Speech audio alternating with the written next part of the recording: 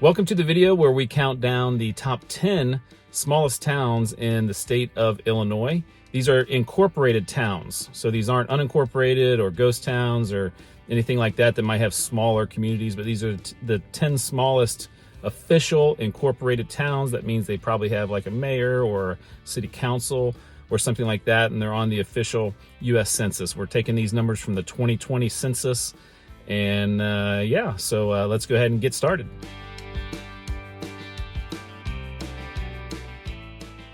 We're starting our tour of Illinois here in Hollowayville. We're about an hour west of Chicago, and it feels like you could be in any rural kind of state in the country here. By the church is kind of main area or main thing here in town. As you drive by the main road, there's a cemetery over there right next to it too. There was another church actually started in the 1840s, not far from here, and by German immigrants. So imagine that's kind of in this area, early settlers who might have came here. This was a mining town way back in the day, and had a population of a couple hundred people in the late 1800s, early 1900s, and then it kind of leveled off around 100 and stayed right around there, a little bit below, except for two census surveys at 1990 and 2020. And I don't know why those two, but they were certainly much lower in the 30s. And how it landed on this list here today. I don't know if there was a change of boundaries in the town, but yeah, so the official population is in the 30s now. Really pretty. It's very quiet. There's another town kind of just off to the east here called Seatonville. It has about 300 people, so 10 times the size of Hollowayville, but a very nice town to get things started.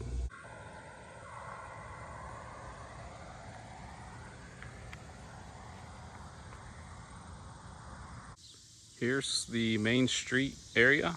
We have a business there, Hollywood and Vine in Hollowayville. That's pretty clever. And then that actually is Main Street going that way. And we have a park right here as well. So I don't know if this was like an original kind of I'm guessing it was the original kind of Main Street. There was probably more buildings here, but there's still a little bit of history of the old days here in Hollowayville.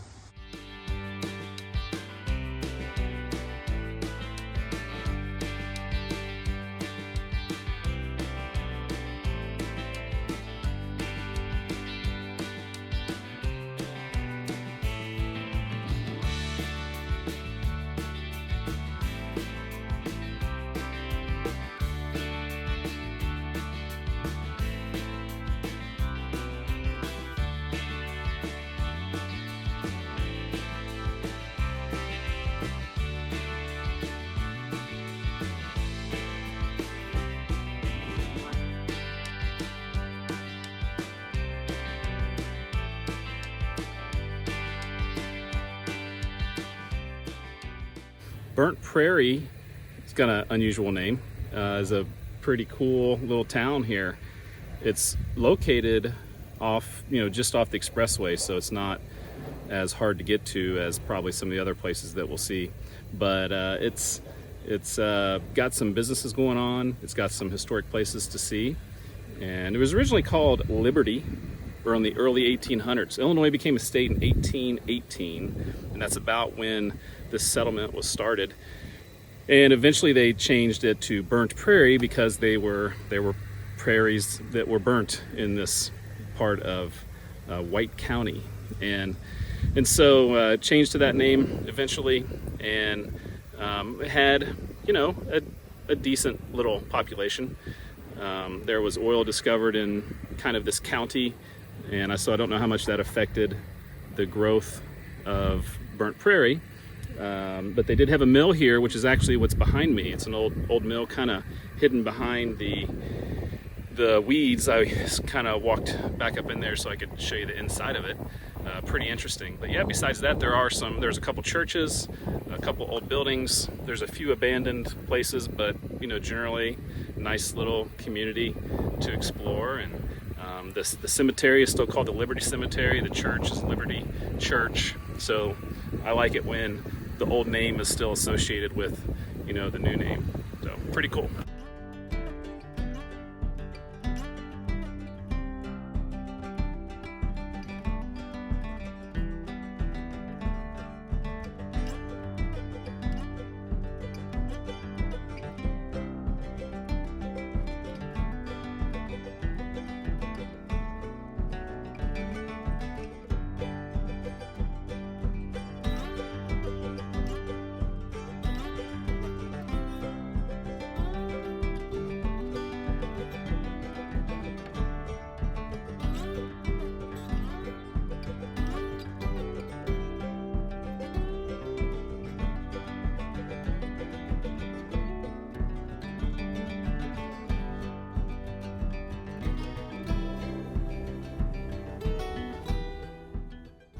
So this is just west of Burnt Prairie, and I found this old abandoned school.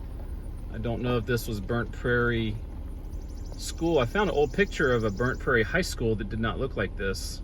So maybe this was, you know, just the town, kind of a area school, because the doesn't look that old, like, you know, 100 years old, but definitely abandoned.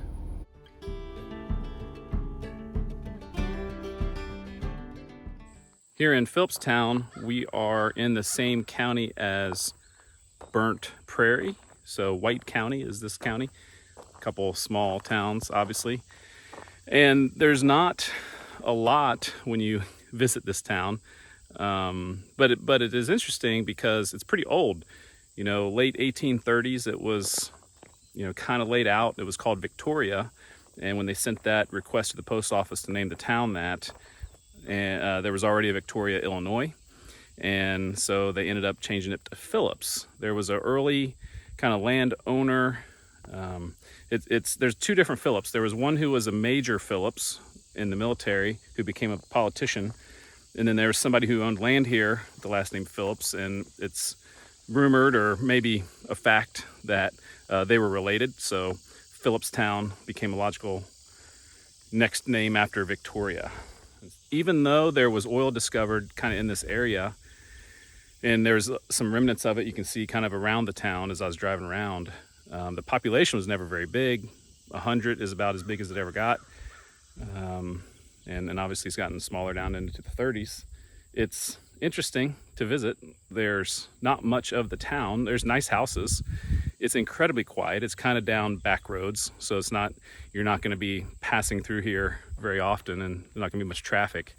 And but it's really pretty. There's this old cemetery in the main part of town, and then if you take a kind of side road that looks like you're going past, like into somebody's driveway, it brings you back to this cemetery, which is really nice and much larger than I would have imagined a town with only, you know, a maximum of 100 people would have been. So it's a nicely taken care of, and obviously this is now the current cemetery.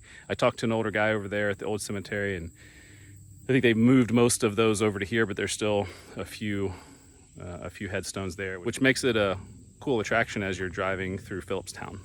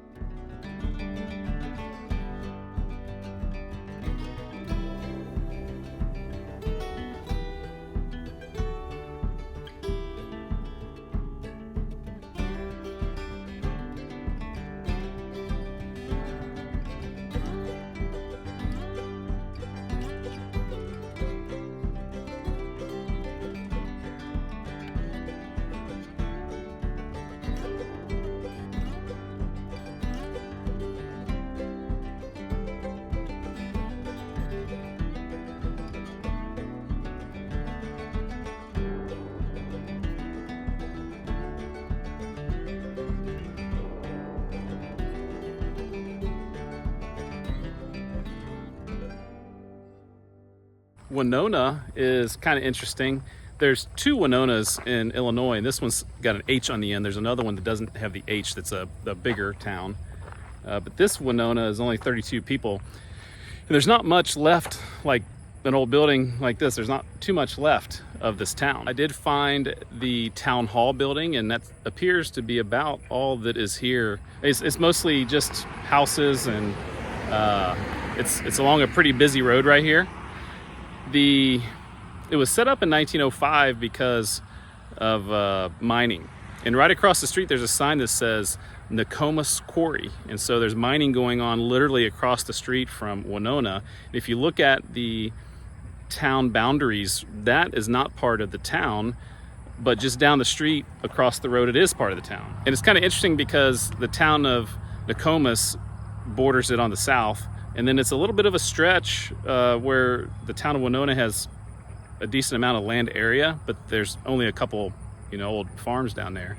And then you have this cluster of houses here, kind of in, I guess, the main area of town. Obviously, there's a relationship there with the mining. It was about 300 people early on, and obviously the kind of a rush, an influx of population in the early 1900s. Then it has gone down, and only 32 people today. And I'm guessing 90% of those people live in this little, you know, these few streets here.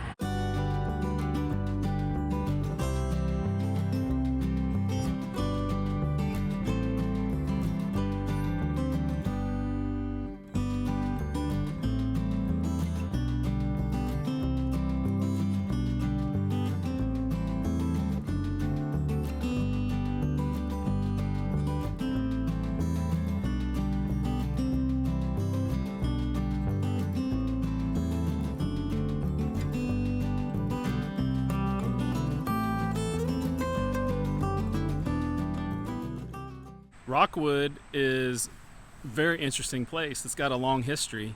As you can see on the sign, it says 1804, and so definitely dates back a long ways, even before Illinois was a state. The post office didn't officially happen until the 1830s, and it was named Jones Creek. There was a gentleman named Jones that lived in this area, and that was how they ended up coming up with the name Jones Creek. And so the post office was Jones Creek, and then it was named Liberty a little while after that because it was, I believe, kind of a stop on the Underground Railroad, and so people started calling it Liberty for obvious reasons.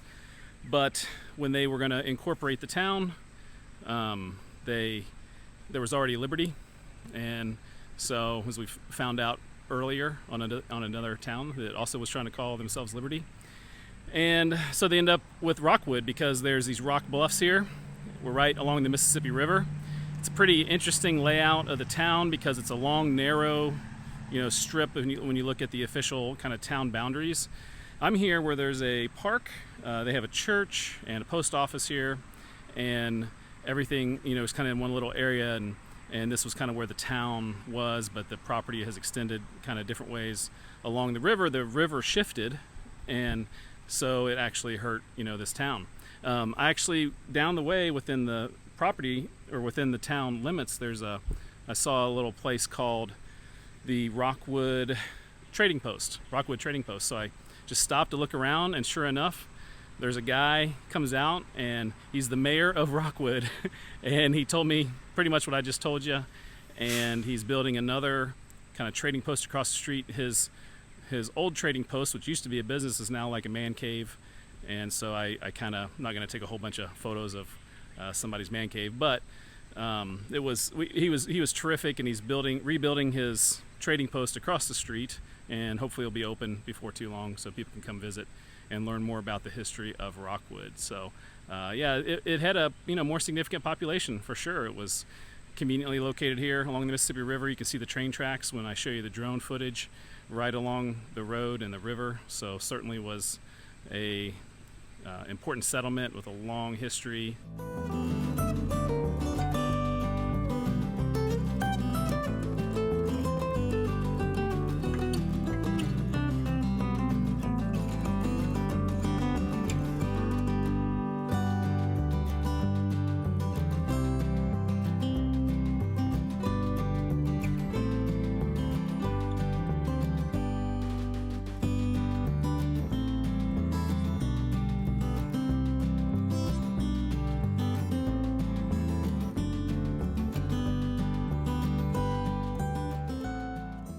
We've made it to Macedonia, which was named after the Kingdom of Macedonia, and it's a little bit overcast. Some storm just rolled through, so a little bit different than maybe some of the other places we've seen on the town so far, or on the video so far. But this has some really cool stuff. But first of all, it was started in the 1850s, wasn't incorporated until the 1890s, and grew to, you know, over 300 people. So pretty significant, you know, village, town, whatever you want to call it, in this part of Illinois, and had a grist mill, had a bunch of businesses, and had a high school for less than 10 years, but had, you know, I think some other schools throughout. And then the Depression came through, hurt the farmers, and I think a lot of people just kind of left at that time. It's not a terrible location in terms of it's not close to any major, you know, metropolitan areas, but it's certainly, you know, very rural out here. So over time, that has probably hurt as well. Here at the top of the hill, which is where most of the buildings are, this road splits 2 different counties. So Hamilton County over here and Franklin County over here. So it's a border town in 2 different counties. So always kind of a unique thing when you're visiting a town in 2 different counties.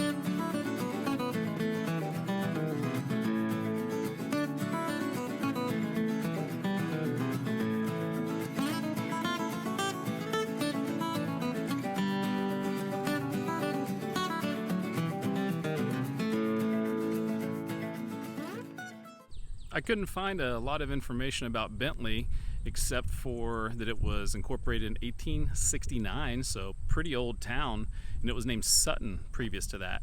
When I pulled up to town, the sign there said Bentley, previously known as Sutton, and has 1863, so I'm guessing there you go, 1863 to 69 it was Sutton. And then after that it was Bentley. I'm assuming this is a railroad town. There's a railroad avenue, and if you look at the town boundaries, it has an unusual shape that goes right along with where the railroad would have gone. And so I'm guessing that's how it had the current boundaries, because of maybe the railroad depot was down there. I'm not sure. There's modern, you know, business here, and then there's a few older buildings, not a ton. I'm standing here basically on Main Street, and there's not too much here. As you kind of drive down the main street, there's like 3 streets that go through the town, and it's pretty close to you know, highway, so it's a pretty good location, but certainly secluded over here, nice and quiet. Population has been around 100 or a little under 100 for a long time, and then in I think 1980 it about cut in half, and then it's been plus or minus, you know, 30 to 50 ever since then.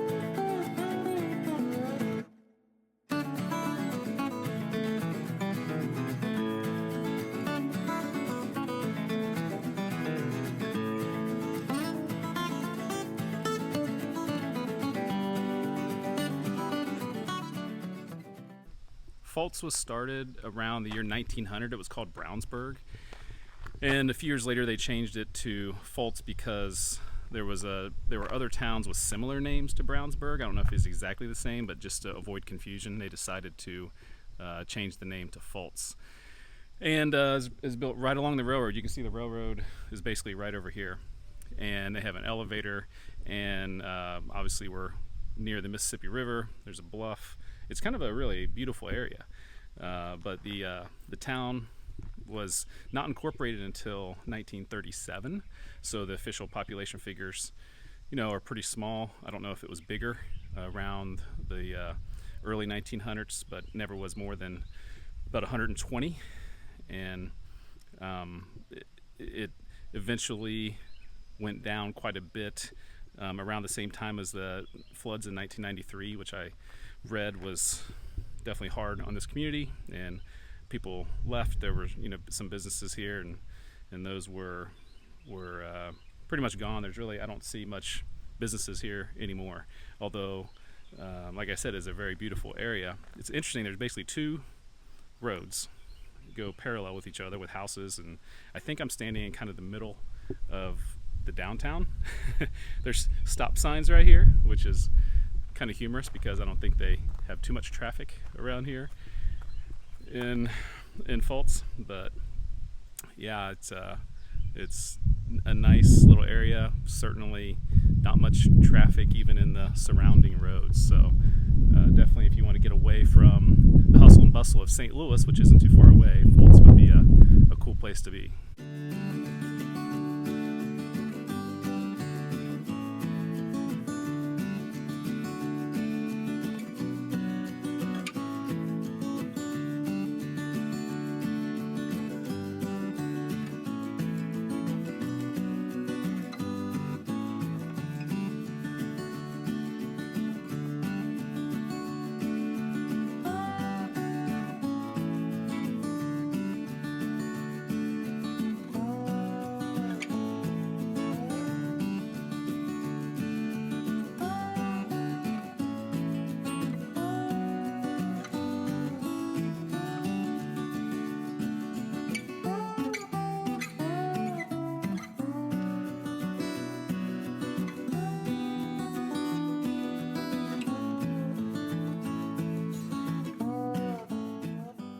In all the videos I've ever done in terms of history and odd geographic location, this might be number one.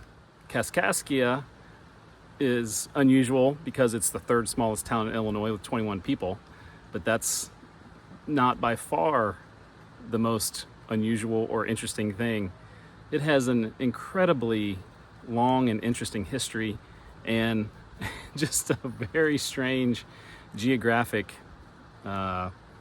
occurrence that happened to put it where it is today. So Kaskaskia was named for the Kaskaskia people, and in the 18th century it had a population of about 7,000 people.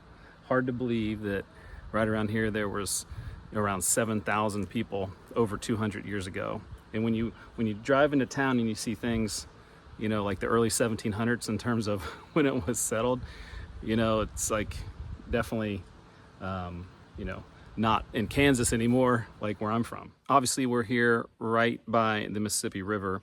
And at that time when there was about 7,000 people, it was a regional center. During the American Revolutionary War, the town had become an administrative center for the British province of Quebec and was taken by the Virginia militia during the Illinois campaign. This was the county seat of Illinois County, Virginia. This was considered Virginia, after which it became part of the Northwest Territory in 1787. It was later named the capital of the United States Illinois Territory, created in 1809. In 1818, when Illinois became a state, it briefly served as the state capital until 1819, when it was moved to Vandalia. Much of the town was destroyed in 1881 by flooding, as the Mississippi River shifted eastward to a new channel, taking over the lower 10 miles of the Kaskaskia River. The river now passes east rather than west of the town. However, the state boundary has remained in its original location. So we are west of the Mississippi River, and we are still in Illinois.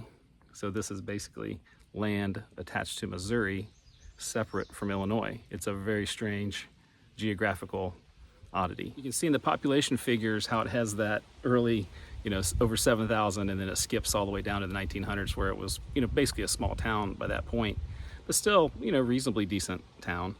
And then smaller and smaller and smaller, and, certainly flooding is an issue here. You can see it got down to 9. There was a flood in 1993 where I think that hurt the population quite a bit.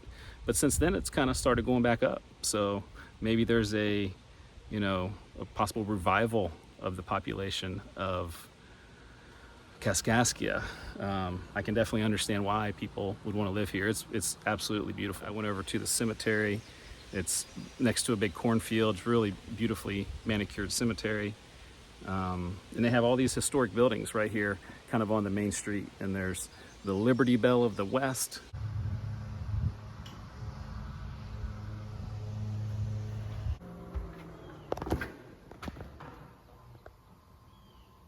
It was a great celebration in Kaskaskia when the 650 tons over last year. They have this church here that dates back, at least the church dates back to 1675, not the building, but the church dates back to 1675. I mean, those aren't years you usually see when you're like me touring around the middle part of the United States. So it's very historic. There's a lot more history to this town. I'll make sure in the description of this video I put a link so you can read more about Kaskaskia. I can't sum it up in a couple minutes here as part of this YouTube video. It really deserves its own video with in-depth telling of the story of Kaskaskia. But when you think about like all the historic people that came through here, Lewis and Clark came through here, it was capitals of different territories. It was extremely important, and now to see it what it is today, it's just kind of strange and unique and odd and interesting and kind of amazing all at the same time. So if you ever have a chance to visit Kaskaskia, I would highly recommend it, and I would also highly recommend to learn more on your own about this remarkable small town. I left the town of Kaskaskia and headed back across the river to the other side where Fort Kaskaskia historic site is located, where they had this fort there. It's not going to be the subject of this video, but they did have a fort that was near the town. Obviously now it's on the other side of the river because of what happened in this historic sites here, but kind of interesting there. And they have some information about the old town and Lewis and Clark, and they have a couple of different cemeteries, very old cemeteries that are interesting to check out. And then on the sign for this cemetery, the Garrison Hill Cemetery, it shows how the original town was laid out. So you can see where so the dotted lines there, the red dotted lines is current Mississippi River, and that's where it used to go. And so Kaskaskia, what we were at earlier, is somewhere over there in the middle, because the original, village is right there. So just not too far is now where that is. So obviously the village got moved, or a lot of it got destroyed, obviously. So yeah, really, really interesting.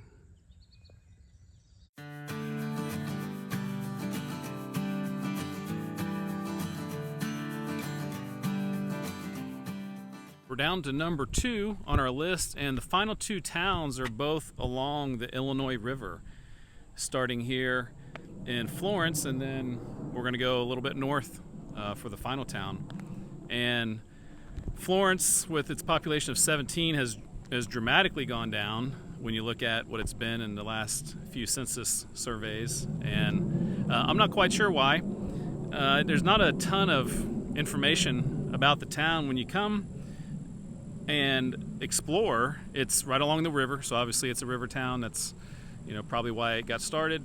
There is a business, kind of a bar and grill out by the main road, but as you come back and drive around, there's an old church, found the town hall. But what's kind of interesting is there's a Cargill company, or Cargill factory, I guess you might say, right within the city limits of Florence. So it's a big operation in one of the tiniest towns. So that's interesting how that seems to be pretty busy. There's trucks kind of going all in and out down the road right along the river. So kind of a curious little town. There's a great old bridge to drive across, green bridge there across the Illinois River if you're coming from the east. So I guess that's kind of an attraction to Florence. But yeah, I don't know a ton about the past. It did have a little over 100 people and has continued to get smaller. It had a little bit of a increase in population at one time, a couple decades ago, but then down to 17, rapidly decreasing, and not quite sure why.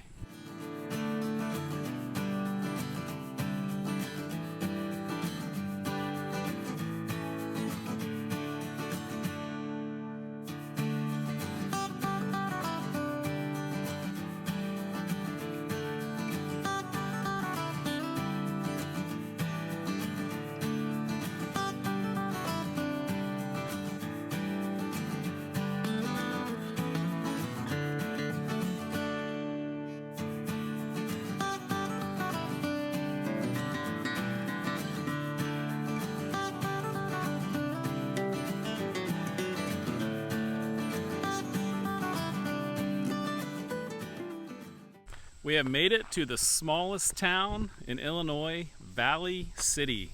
And this is downtown Valley City. And it's actually got a pretty interesting history. We're right here along the Illinois River, kind of just back over there. And there was originally a community called Griggsville or Griggsville Landing. So there's a Griggsville down the way at town, but originally there was, along the river here, steamboats would come through here. That was the way of transportation in the early 1800s. And so there's a Griggsville Landing, and just kind of down south a little bit, and maybe half a mile. And then they built a railroad through here, and so this became kind of the main economic center of this area. Actually, I drove down the way, and there's a kiln and a little historical marker sign. So down a significant back road to get down there, and so it's something to check out if you're here. There was Apple Incorporated here. Now, not the Apple that you think of today, but there were orchards here, and there was a company called Apple Enterprises or something like that, and it eventually got bought out by the Kraft Company. So it was one of 14 companies that J.L. Kraft of, you've heard of Kraft Foods. And so, and that was right here in the smallest town in Illinois currently. The population, there's no population figures from 1880 to 1960, so hard to know how big it was. I think that it had a decent size, probably a couple hundred people.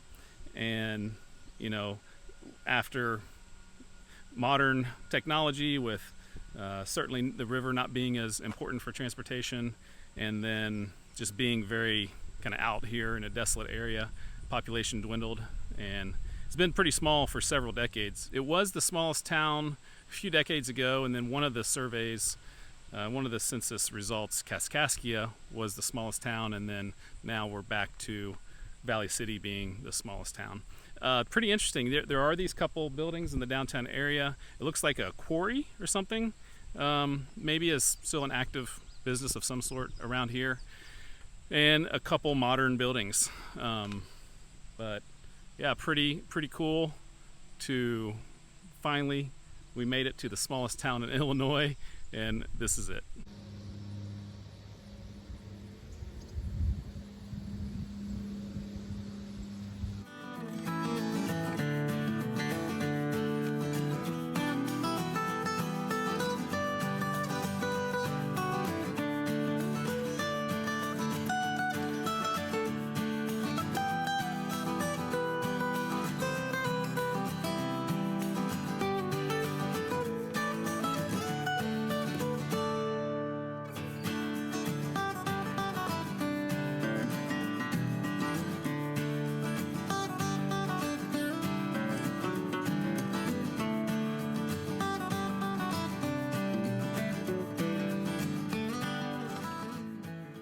So what did you think of the smallest towns in Illinois?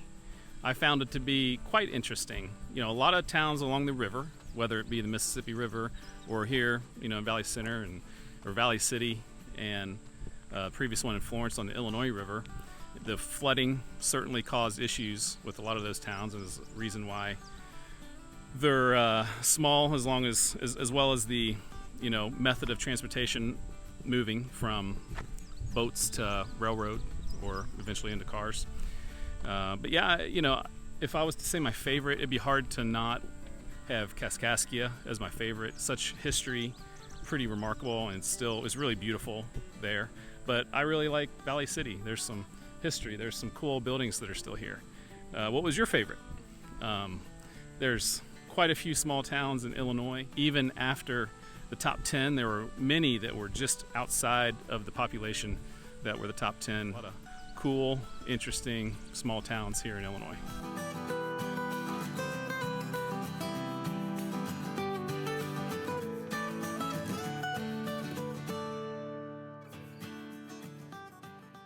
Hey, you made it all the way to the end of the video.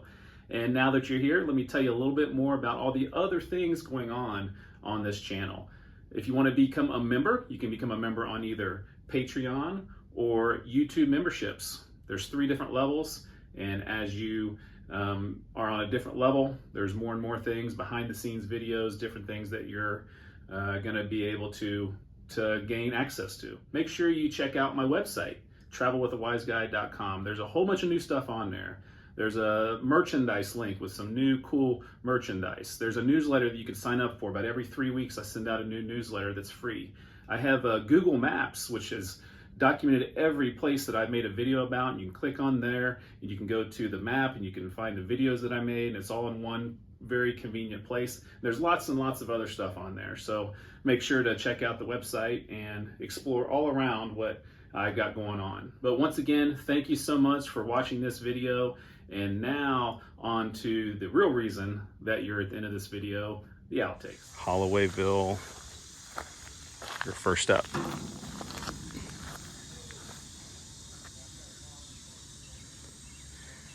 Needs a paint job, but I like the colors. Spins really, really well. I give that one an 8 out of 10.